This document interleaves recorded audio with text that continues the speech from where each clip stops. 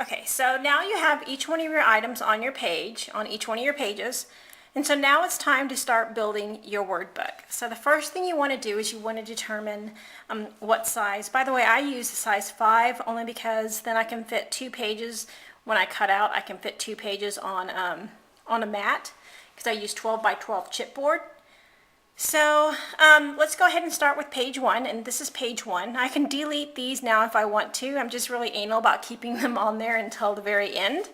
So the first thing I'm going to do is I always make sure that on my first page that, well, at least on all my pages, that my items start out at 0.1 and 0.1 on the x-axis.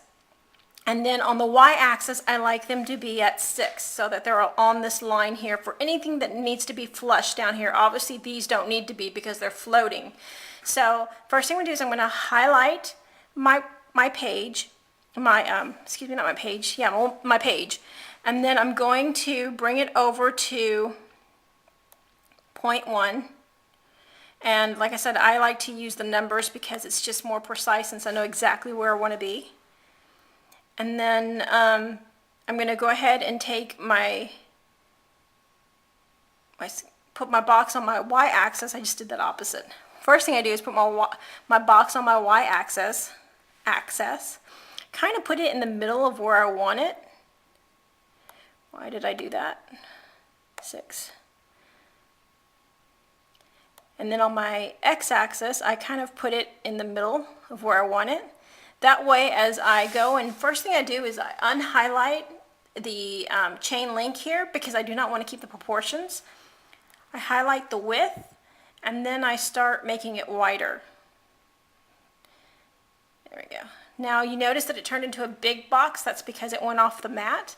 So I'm going to move it over some by taking it on the x-axis and just nudging it. Okay. So what I want to make sure for me, so that I don't get this little thing here, I want to make sure that the rabbit this little curve here is covered, so I'm going to maximize it.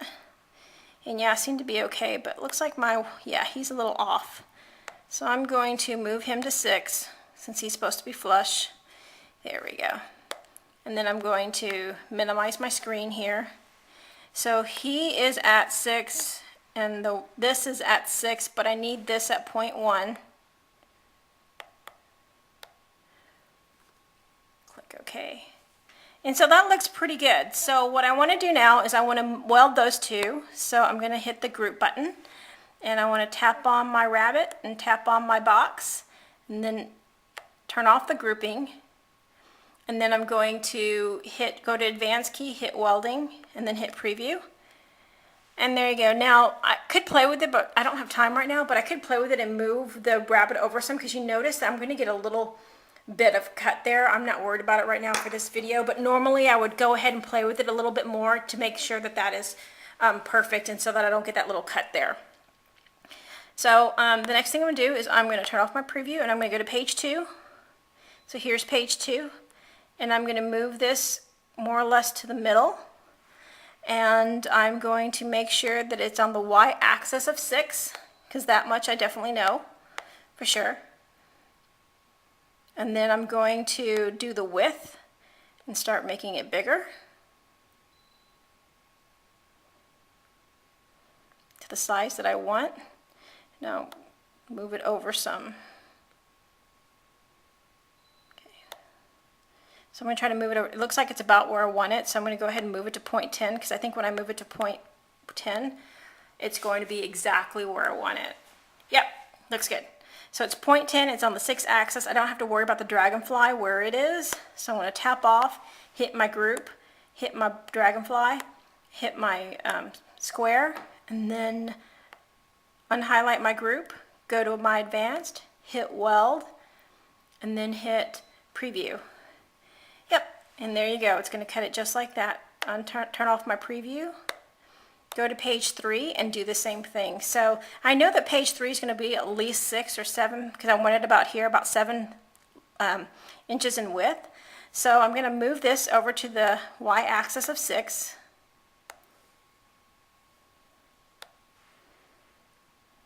Okay, and I know my width is at least going to be 7, so I'm going to hit 7 just to kind of start me out. Okay, it's kind of too far that way because it moved on my x-axis. So I'm going to move my x-axis to 0.1 to see where that puts me. That's pretty good for me. So, like I said, I'm not trying to make this perfect, but I am going to make sure that my x-axis is always at 0.1. My y-axis always ends at 6. Okay, and then I'm going to just group the two. So turn on my grouping feature, hit my flower, hit my page, turn off the grouping feature, go to advanced, hit my weld, hit my preview, and pretty good. Now I would move this over a little bit just so that I didn't get that little cut there, but again, I'm just doing this for practice sake for y'all. So I'm just going to leave it the way it is. Undo the preview, go to page 4 and do the same thing. So again, we're going to move this by basic, go to 6.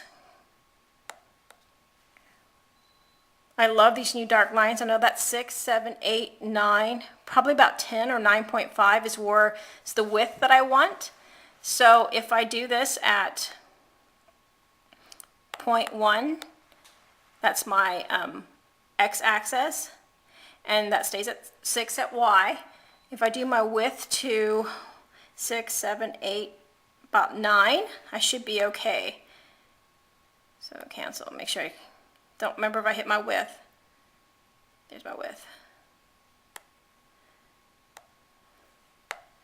So I'm going to do a width of 9, see where that brings me.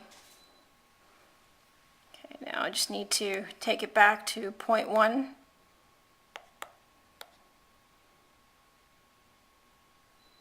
Okay, that's pretty good. So I think I'm going to leave it at where it is. X 0.1, y is at 6. Looks pretty good on there. Now the next thing that I'm going to do is I'm going to group them. So go to my, turn off my grouping feature. Oh, it is. Hit my welding, hit my preview. Okay, that's pretty good for me. Tap off. Turn off that. Tap off. Go to page 5. And I'm going to do the same thing with page 5, and I'll be back in just a minute.